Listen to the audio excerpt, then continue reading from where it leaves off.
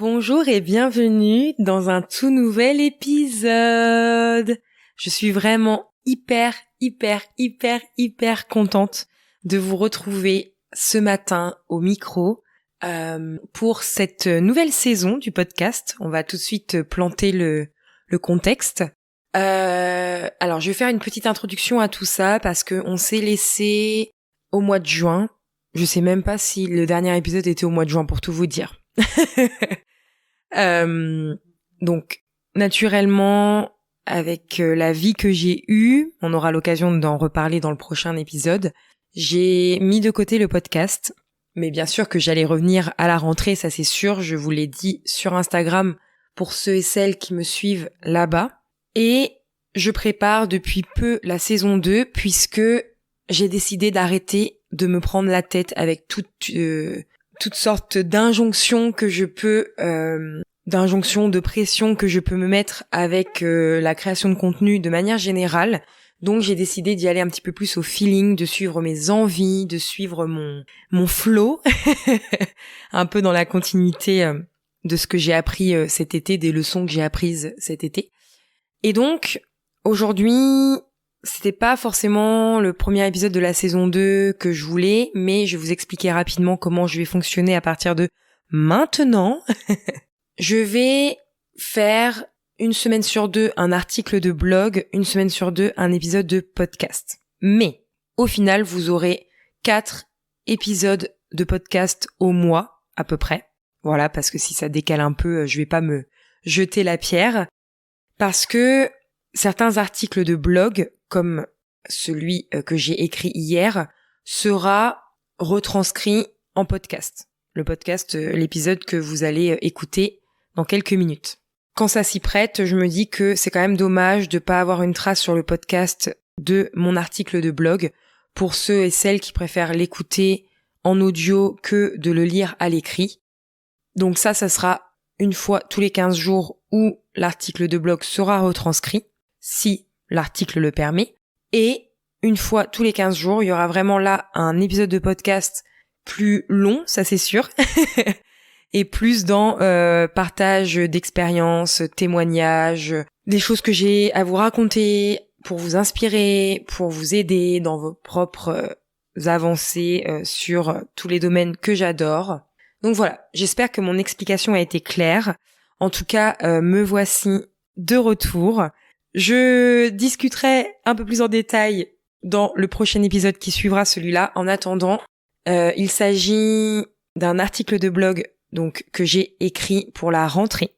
Et ce dont je voulais vous parler, c'est des choses que l'on fait pour prolonger l'été après la rentrée. Notre été a été assez chaotique, mais surtout il est passé à la vitesse de l'éclair. Nous avons tout fait pour ralentir et profiter un maximum du peu de jours entièrement pour nous que nous avions à notre disposition. C'était devenu vital à notre santé mentale et physique. J'en parlerai plus longuement dans le prochain épisode de podcast sur le pourquoi du comment de ce que je suis en train de vous raconter. En attendant, lundi dernier, j'ai eu une prise de conscience. J'étais en train de retomber dans mes travers à vouloir remplir ma journée, mes semaines à tout prix, maintenant que Jules avait repris l'école. Alors qu'avec les derniers mois que nous avons traversés, je méritais amplement de prolonger encore un tout petit peu l'été, sachant qu'en plus c'est ma saison préférée.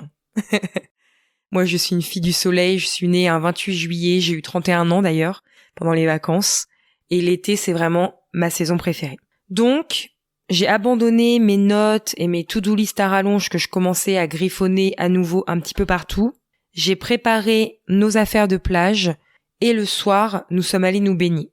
Parce que, en Normandie, la canicule, c'était la semaine dernière. Alors, ce serait vraiment dommage de ne pas en profiter et encore plus quand on est à quelques minutes de la mer comme nous. Même si franchement, les galets, ça fait vraiment trop mal aux pieds. Je déteste les galets. Et c'est de cette journée de lundi dernier, c'est de cette journée de rentrée qu'est née cette liste de choses que l'on va faire pour prolonger l'été encore un tout petit peu. La première chose, c'est être dehors le plus souvent possible pour profiter encore des beaux jours et des températures clémentes. Chez nous, être dehors, c'est vraiment comme une religion. On ne rate jamais une occasion de sortir. Même Jules, il a toujours été habitué comme ça, il adore être dehors. Être dehors, c'est la base. Et pour prolonger l'été à l'extérieur, on va continuer d'aller nous promener, de profiter de notre jardin, d'aller au parc, d'aller au bord du lac, de lire dans le hamac, de marcher pieds nus dans l'herbe, de faire du vélo, de s'occuper de notre potager en friche. D'ailleurs, le week-end dernier, on a passé 2 matinées avec une chaleur étouffante, mais moins pire que l'après-midi, c'est pour ça qu'on y est allé le matin, à arracher les mauvaises herbes, s'occuper de notre potager. On n'a pas eu le temps de le faire cet été, donc je vous assure que c'était un champ. Voilà. En tout cas, les idées ne manquent pas pour passer du temps en extérieur. Et gratuitement. Pas forcément en dépensant des sous. La deuxième chose que l'on va faire pour prolonger un petit peu l'été encore, c'est de ralentir le quotidien. On a tendance, quand arrive la rentrée, à accélérer à nouveau le rythme parce que c'est la rentrée. Rentrée égale, on est dans tous les mouvements, dans tous les coins, voilà, et on réaccélère le rythme et on oublie tout ce ralentissement, cette douceur de vivre qu'on a vécu pendant les vacances d'été. Donc ne faites pas la même erreur que moi et ne soyez pas trop dur et trop exigeant envers vous-même dès la rentrée. J'aspire à garder toute l'année ce rythme plus doux, que l'on suit l'été quand tout est farniente, dolce vita. Et c'est vraiment mon souhait, j'ai vraiment envie de continuer, de prendre le temps de faire les choses, de me laisser de l'espace, de laisser définitivement tomber la productivité malsaine et cette vie au rythme effréné. J'ai déjà fait du chemin cet été, je vous en parle dans le prochain épisode, mais j'ai encore du chemin à faire.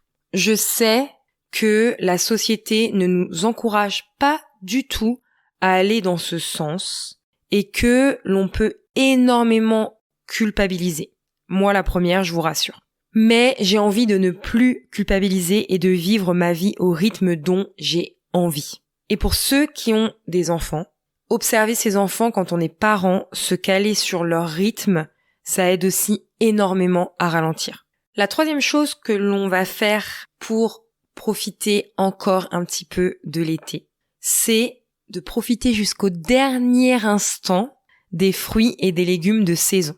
Venir mettre du soleil jusque dans notre assiette. D'ailleurs, ce sont ceux que je préfère, les fruits et légumes d'été, et je compte vraiment en profiter jusqu'au dernier moment, avant de se mettre à remanger de la soupe.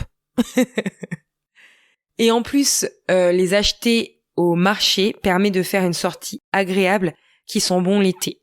Alors évidemment, on peut continuer à aller au marché en toute saison, ça y a pas de souci, mais faut quand même avouer que l'été, ça a vraiment une saveur toute particulière d'aller faire le marché.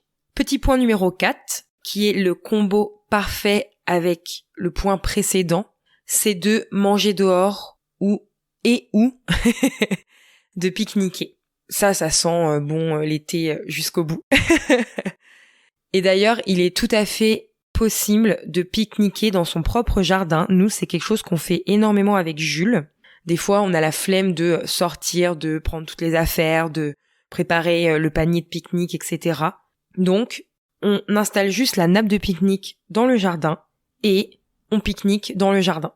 Et même ça change de l'ordinaire, tout en restant chez soi, sans forcément se mettre sur la table de jardin, voilà. Et pour ceux qui n'ont pas de maison, je pense à ça tout de suite, c'est vrai que j'en ai pas parlé. Et si vous avez au moins l'occasion d'avoir un balcon ou un petit parc tout près de chez vous, mais un balcon, mangez sur votre balcon. Organisez-vous un petit extérieur du peu que vous pouvez faire et mangez sur votre balcon. Je vous jure que ça, on se dit ouais, c'est peut-être pas grand-chose, mais je pense que ça a fait la différence. Et le dernier point, sur ces 5 choses que l'on fait pour prolonger l'été, c'est de déconnecter. Je n'ai toujours pas réinstallé Instagram sur mon téléphone. D'ailleurs, j'ai triché tout à l'heure en vous publiant la nouvelle vignette de la saison 2 du podcast, je l'ai fait depuis mon ordinateur. Et j'avoue, en fait, j'ai vraiment pas du tout hâte de réinstaller l'application sur mon téléphone. Parce que j'ai récupéré tellement de temps et mon téléphone est devenu beaucoup moins attrayant depuis que je n'ai plus Instagram dessus. Donc, je continue de laisser mon téléphone de côté et je privilégie des activités plus douces, plus lentes, comme de la lecture. D'ailleurs, ma pile de livres à lire est en train de baisser à vue d'œil. Et ça, je suis trop contente. Donc ouais, je vais privilégier des activités plus douces, plus lentes, comme de la lecture, du coloriage, vraiment des choses qui me font plaisir et qui me permettent de rester déconnectée. Avant de vous quitter, vous voyez que ce petit épisode est plus court que d'habitude. C'est ça que je trouve bien dans ce nouveau rythme de transcription d'articles de blog et d'épisodes de podcast plus longs, c'est qu'il y en a pour tous les goûts et ça me fait trop plaisir. Et moi, ça me repose aussi au niveau du montage, j'avoue.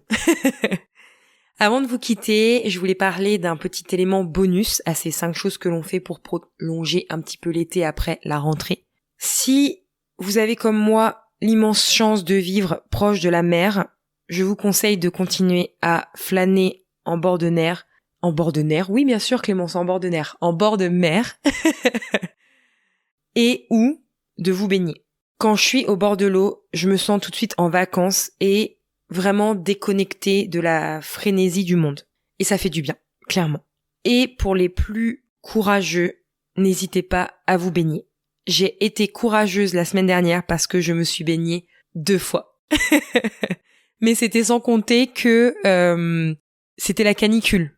Donc ça faisait du bien de se baigner. Parce que sinon je suis pas sûre que j'aurais réussi à me baigner. Voilà. C'en est tout pour cet épisode d'aujourd'hui. J'espère vraiment qu'il vous a plu.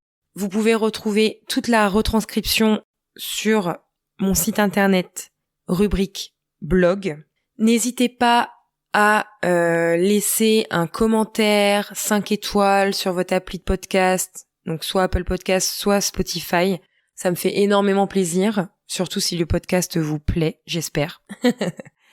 On peut se retrouver tout doucement, petit à petit, sur Instagram, clemessereine.podcast. Comme d'habitude, je vous mets absolument tout en barre d'infos. Je suis vraiment hyper heureuse de vous retrouver. Et je vous dis à très bientôt pour un nouvel épisode. Ciao, ciao!